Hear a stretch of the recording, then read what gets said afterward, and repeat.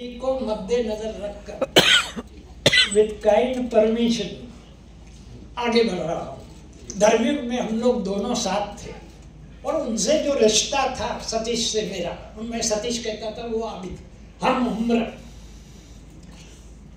और उनकी क्यूरियोसिटी ये रहती थी सतीश की कि ये डब्बू जी के आइडियाज हर हफ्ते एक छप रहा है, तो ये हर हफ्ते फ्रेश आइडियाज कहाँ से आते हैं। और मैं भी सोचता था कि फ्रेश आइडियाज कहाँ से आते हैं, मेरी भी समझ में नहीं आ रहा था कि धर्मयुग में जो कामयाबी मिली डब्बू जी के फीचर को, जो 30 साल तक निरंतर चलता रहा, तो ये जो सतीश जी की जो वो थी, मतलब क्यूरियोसिटी, वो मेरी इसलिए थी कि डब्बू जी पहले मैं करीबन 3 महीने तक गुजराती में छपता रहा था गुजराती में वीकली फीचर, चेत मछंदर करके पत्रिका थी कार्टून की, उसमें ये हर हफ्ते छपता था और हर हफ्ते मुझे जूते पड़ते थे। क्यों? गुजरातियों को पसंद नहीं आया। 1 महीने में तो इतने मतलब नेगेटिव लेटर आए डब्बू जी के लिए कि बंद करो, कुछ धर्म की राम कथा छापो, स्पेस क्यों बर्बाद कर रहे हो, इस तरह के सारे कमेंट। तो एडिटर ने मुझे बुलाया, एडिटर शनि करके थे, वो भी बहुत बढ़िया कार्टूनिस्ट थे। मुझसे कहा कि देखो ये सारे तुम्हारे लिए प्रेम पत्र आए, जरा पढ़ लो। तो मैंने कहा कि अभी तो शुरू किया है, 1 महीना हुआ है, नया फीचर है, कम से कम 3 महीने तो देने चाहिए किसी भी फीचर को। मेरा मकसद ये था कि भाई ये जो इनकम शुरू हुई है, घर का राशन पानी चल रहा है, वो बंद हो जाएगा, तो किसी तरह इसको आगे बढ़ाओ। तो 2 महीने में जितने जूते पड़े मुझे भी और अब एडिटर को भी पड़ने लगे, तो मुझसे पूछे बिना ही बंद कर दिया गुजराती में। तो मुझे हैरत होना कोई आश्चर्य की बात नहीं है, लेकिन सतीश जी के मन में वही रहता था कि ये बंदा लाता कहाँ से आइडिया। अब मैं सोचने बैठा कि भाई आइडियाज आते कहाँ से है, तो मुझे कोई वो मिला नहीं जरिया। जहाँ बैठता था वहां से आइडिया उभर कर आ जाता था। कैसे आता था, क्यों आता था, ये तो ऊपर वाला जाने, आइडिया आता था। और हमारी जुगलबंदी मेरी और सतीश की चलती रहती थी, उनके जरिए मुझे काफी कुछ इंफॉर्मेशन मिल जाती थी धर्मयुग में।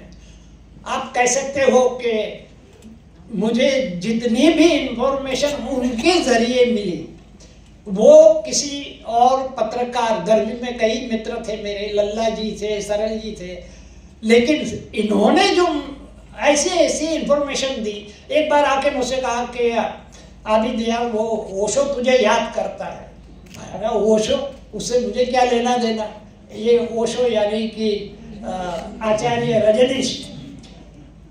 तो मैंने कहा क्या कहता क्या है, तो बोले इतना मैसेज जो भी जाता है, हिंदी का पत्रकारों के साथ ये मैसेज आता है कि आबिद भाई से कहो पूना ज्यादा बंबई से पूना दूर नहीं है, कम से कम एक बार तो यहाँ आए। अब मुझे कोई दिलचस्पी तब ओशो में नहीं थी, तो मैं कोई तवज्जो नहीं दे रहा था। लेकिन बाद में मुझे पता चला कि सबसे बड़ा फैन डब्बू जी का जो था वो ओशो था। और वो जो बैठते थे ओशो सत्संग के लिए, जैसे बैठे हुए उसके भक्त लोग बैठे हुए, शिष्य लोग बैठे हुए, और देखता था कि सत्संग को ढीला ढाला जा रहा है, तो कहते थे देखते हैं इस हफ्ते डब्बू जी क्या कहते हैं। फिर अपनी गद्दी के नीचे से धर्मयुग निकालते थे और चुटकुला सुनाते थे। ये चुटकुला जो होता था वो 2 लेवल पर होता था। एक तो लेवल है कि बच्चों के पन्ने पर छप रहा था, तो बच्चों का भी मुझे ख्याल रखना पड़ता था, और कभी कभी बड़ों पर भी बड़ी चोट हो जाती थी। तो ये जो ओशो जो थे, एक उन्होंने चुटकुला, कुछ बकरीद का त्योहार था, तो मैंने नॉन वेज जोक बनाई थी डब्बू जी में। कि डब्बू जी एक मुर्गा हलाल करवा के 1 किलो का लेके बाहर निकले बाजार में अंदर से, जहाँ ये नॉन वेज का डिपार्टमेंट होता है, सेक्शन होता है, वहां से बाहर आए तो एक चील जो बैठी हुई थी छज्जे पर कहीं, वो आई झपट्टा मार के 1 किलो का मुर्गा ले गई। और हुआ ये कि डब्बू जी डांस करने लगे। लोग बड़े परेशान कि 1 किलो का मुर्गा गया और ये बंदा डांस कर रहा है। लोगों ने आके उससे पूछा कि भाई बात क्या है, आखिर डांस क्यों कर रहे हो भाई, तुम्हें तो रोना चाहिए, सर पीटना चाहिए। तो डब्बू जी ने कहा, देखो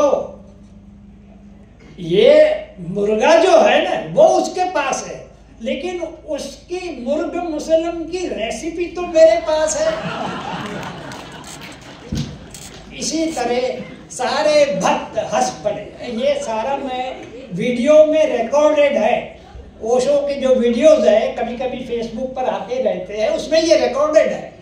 अच्छा, ये सब लोगों ने हंस लिया। फिर ओशो ने कहा कि अब बताइए कार्टूनिस्ट कहना क्या चाहता है। तो सब खामोश, सब सोच में पड़ गए। तो ओशो ने वो सेकंड लेवल पकड़ लिया।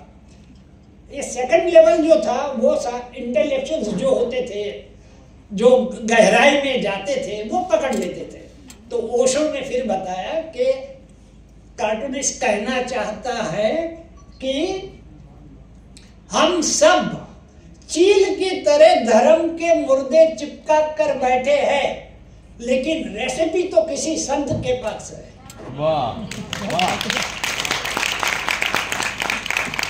कई ये जरिया जो था ओशो का, थैंक्स टू सतीश के मैंने दिलचस्पी ली और उनके वीडियो देखना शुरू किया। काफ़ी प्रेरणा मिली मुझे उसके लिटरेचर से, और यानी कि मेरे दिमाग की खिड़की तब तक जो बंद थी, यानी कि तब तक यूं समझ लो कि मैं पूरा मुसलमान था तो आधा रह गया। इतना जबरदस्त इम्पैक्ट उसका पड़ा। कहने का मतलब ये है कि जो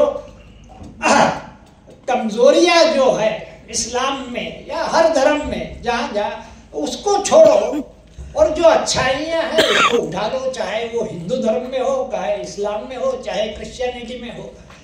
तो ये ओशो ने मुझे रास्ता बताया, क्योंकि मेरे दिमाग की खिड़की खुली थी। अगर बंद होती तो ठीक है, चलता रहता है। अब यहाँ से हम आगे बढ़ते हैं। तो कई बातें मुझे सतीश ने बताई, मतलब यूं समझ लो कि एक तरह से मुझे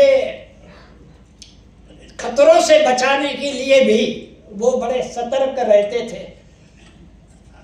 एक बार मैं धर्मी में गया, मैं स्टाफ में नहीं था, यानी कि हफ्ते में 15 दिन में महीने में एक चक्कर लगाता था। तो डब्बू जी जैसे खत्म हो जाते थे तो मैं जाकर डॉक्टर साहब को दिखाता था रफ आइडियाज कि भाई आप देख लीजिए, कुछ कमी हो तो बता दो। इसमें एक फॉर्मेलिटी थी। तो एक बार मैं गया वहां तो सतीश जी ने रोक दिया, खबरदार केबिन में मत जाना। मैंने कहा भाई क्यों, ये अप्रूव करवाने हैं। बोले आज भारती जी घर की चाय पीकर नहीं आए, बीवी जी ने चाय अच्छी नहीं पिलाई है, जो जाता है अंदर वो पिट जाता है। तो बोले आपके सारे आइडिया जो है ना फाड़ के कूड़े में जाएंगे सारे। तो ऐसे ऐसे वक्त में ये हमारे काम है। एक डब्बू जी की एक छोटी सी बात, आप कर लीजिएगा, ये बच्चे ने बनाया है, आप बहुत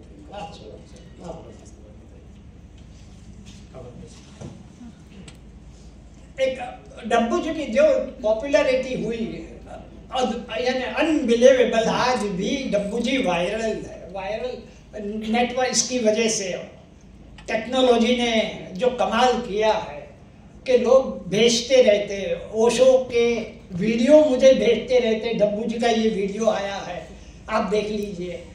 तो सारे मेरे ही मतलब कार्टून पर जो बोल रहे हैं। तो एक वक्त दौर ऐसा आया बीच में कि घर में राशन के लाले पड़ गए, तो मैं सोच में पड़ गया कि भाई कुछ करना चाहिए।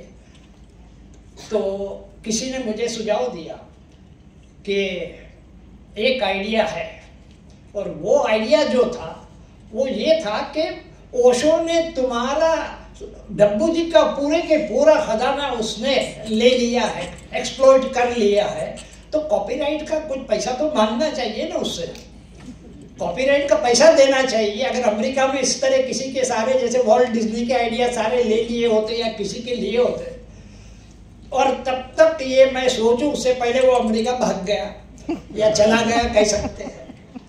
वहां गया तो फिर वहां का मुझे न्यूज आते रहते थे कि वहां भी डब्बू जी जो है इंडियंस जितने थे उनके लिए वो डब्बू जी इस्तेमाल करते थे। तो मैंने एक लेटर भेजा, वो भी बड़ा लाइट वेट में।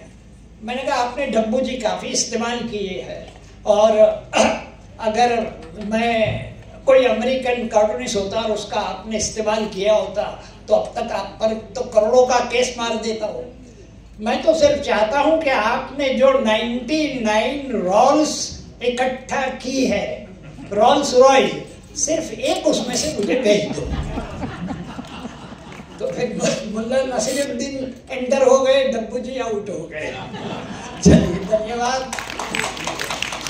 आखिरी वन लाइन ये कलर कैसे लगा, बच्चे ने बनाया है। अरे आवान कहाँ है बच्चा?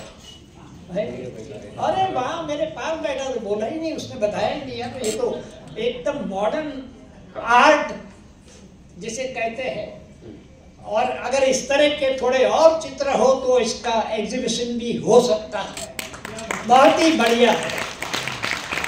और ये अगर पानी के रंगों से बनाया है या ऑयल कलर से? वाटर कलर की ऑयल कलर? Water colour. तो अब उसे कैनवास दो और ये कैनवास पर बनाएगा तो इसकी कीमत भी बढ़ जाएगी। अभी जो वाटर कलर होता है उसकी कीमत 500,000 होती है, और कैनवास होता है तो 5,000 से लेके 5 लाख तक तो मिल ही जाते हैं। धन्यवाद। धन्यवाद।